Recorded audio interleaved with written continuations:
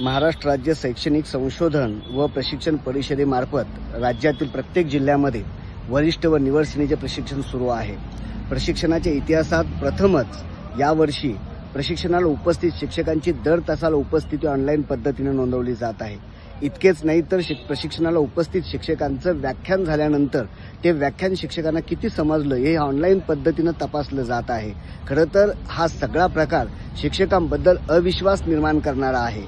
वरिष्ठ आणि निवड श्रेणी मिळवण्यासाठी शिक्षकांना अनेक कठीण अटी जे आहेत ते अगोदरच नियमामध्ये आहेत। त्याबरोबरीनंच शिक्षकांना वरिष्ठ श्रेणी व निवड श्रेणी मिळू नये अशी तरतूद प्रशिक्षणाच्या माध्यमातून केली जात आहे।